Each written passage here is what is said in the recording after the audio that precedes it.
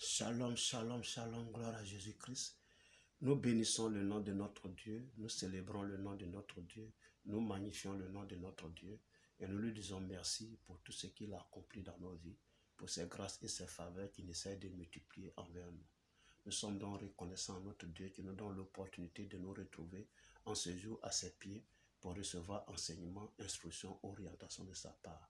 Que son nom soit béni, que son nom soit loué, que son nom soit adoré. Merci Seigneur pour ce temps. Couvre-le de ton sang, conduis-le toi-même de bout en bout et donne-nous de recevoir le meilleur de toi dans le nom de Jésus. Bien-aimé, merci de te connecter à nouveau à moi. Merci de prendre plaisir à me suivre. Merci de m'encourager par tes vues, par tes likes, par tes commentaires. Merci pour tout ce que tu fais, pour tout ce que tu accomplis. Pour moi, Seigneur mon Père et mon Roi, merci de m'encourager. Partage, like et commente, mais aussi abonne-toi si tu ne l'as pas fait et amène d'autres personnes à s'abonner. Nous allons faire chemin ensemble au nom de Jésus-Christ. Amen. Je parlais tantôt de comment prier la dernière fois et la méthodologie que j'ai donnée, à la fin j'ai dit il fallait dire merci à Dieu pour l'exaucement de la prière. Alléluia. Et cet élément-là introduit aujourd'hui ce dont je vais parler. Alléluia. Hébreux chapitre 11, verset 6 dit, « Or, sans la foi, il est impossible de lui être agréable, car il faut que celui qui s'approche de Dieu croit que Dieu existe et qu'il est le rémunérateur de ceux qui le cherchent. » Alléluia. Donc, je vais parler de la foi, l'importance de la foi dans la prière. Amen. L'importance de la foi dans la prière. Gloire à Jésus-Christ. Et quand tu finis ta prière en disant merci à Dieu parce qu'il t'a exaucé, c'est l'expression de la foi. Alléluia, c'est l'expression de la foi. Parce que sans la foi, tu ne peux pas être agréable à Dieu. Nous commençons notre vie chrétienne par la foi. Amen. Nous commençons la marche chrétienne par la foi. C'est par la foi que nous avons reçu Jésus dans notre cœur. C'est par la foi que nous lui avons remis nos vies. C'est par la foi que nous avons été sauvés. La Bible dit que le salut, il est gratuit, mais c'est par le moyen de la foi qu'on l'obtienne. Alléluia. Donc, c'est par la foi que la vie chrétienne commence. Et nous marchons par la foi parce que le juste vivra par la foi. Alléluia. Donc, la prière elle-même, là, elle est d'abord motivée par la foi. C'est parce que je crois en Dieu que je m'approche de lui. Alléluia. Donc, celui qui ne croit pas en Dieu, bon, il fait quoi avec la prière? Alléluia. C'est pourquoi il dit, « Or, sans la foi, il est impossible de lui être agréable. Car celui qui s'approche de Dieu croit que Dieu existe et qu'il est le rémunérateur de ceux qui le cherchent. » Le rémunérateur, c'est celui qui paye, celui qui paye un salaire. La rémunération, c'est un salaire. Donc, celui qui donne un salaire à ceux qui le cherchent. Mais Dieu a dit, cherche-moi, mais on le cherche dans la prière. Alléluia. Donc, tous ceux-là qui s'approchent de Dieu doivent croire. Or, si en toi-même tu doutes, ça devient compliqué. Alléluia. Jacques chapitre 1. Jacques chapitre 1, à partir du verset 5, et ce jusqu'au verset 8, il est écrit, « Si quelqu'un d'entre vous manque de sagesse, qu'il la demande à Dieu, qui écoute à tout, qui donne à tous simplement et sans reproche, et elle lui sera donnée. » Donc, ici, il parle de la sagesse. Mais toi, peut-être, ce n'est pas la sagesse. Toi, ça peut être le mariage, ça peut être le travail, ça peut être la santé, ça peut être la prospérité, ça peut être toute autre chose, ça peut être le pays, ça peut être l'église, ça peut être ton pasteur, ça peut être... Bref, ça dépend. Alléluia. Mais ici, Jacques parle de celui qui manque de sagesse. Toi, qu'est-ce qui te manque?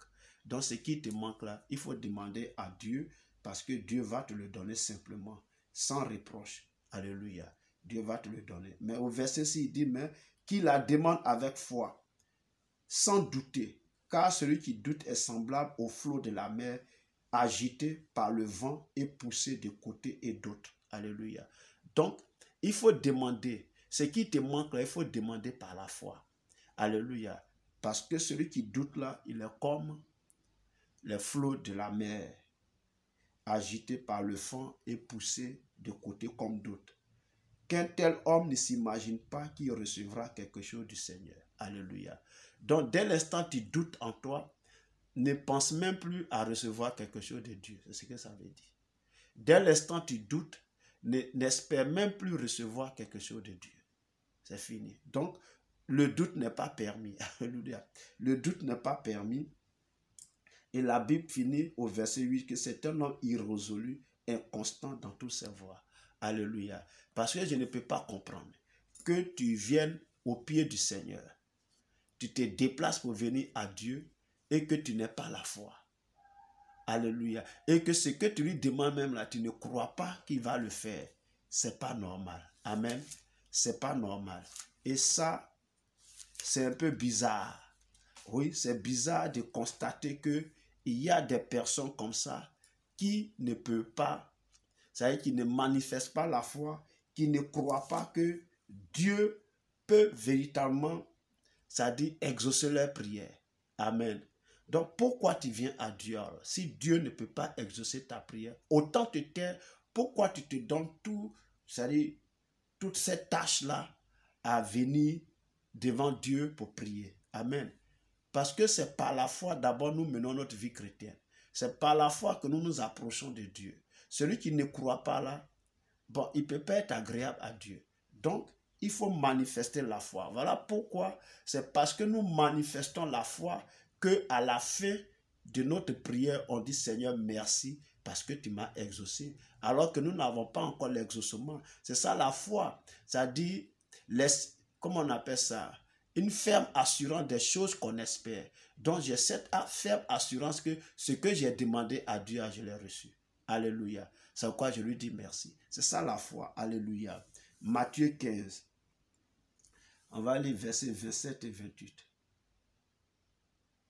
Et il faut dire que c'est l'histoire de cette femme cananéenne dont je parlais dans une de mes vidéos, n'est-ce pas?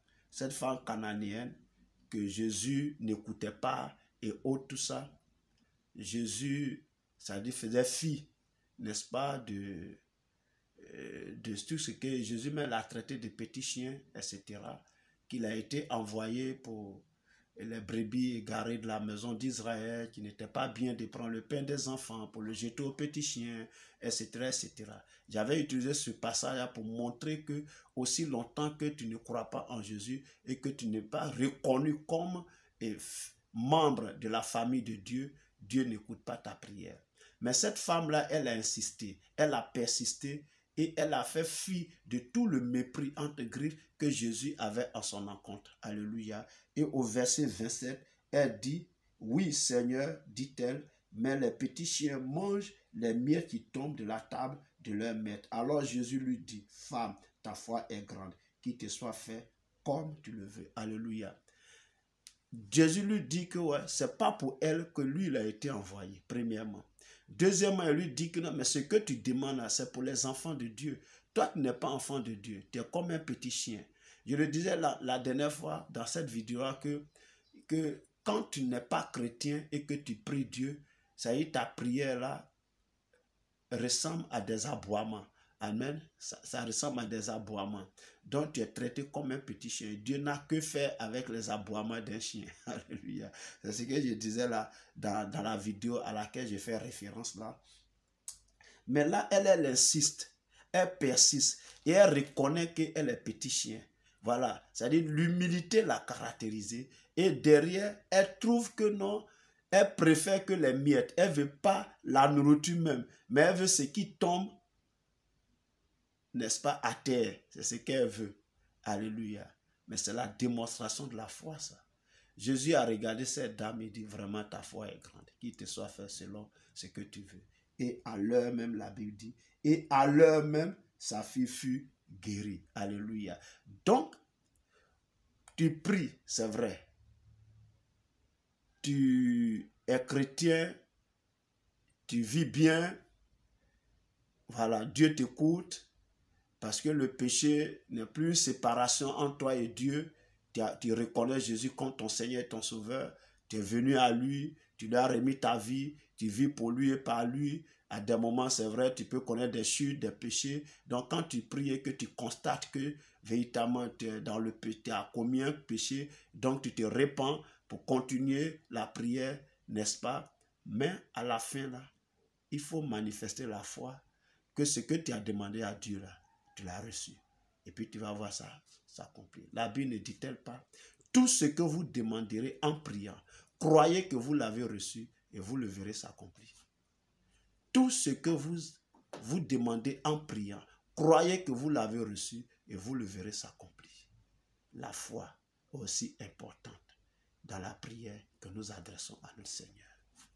Que Dieu te bénisse. Merci de m'avoir écouté. Merci de m'avoir suivi.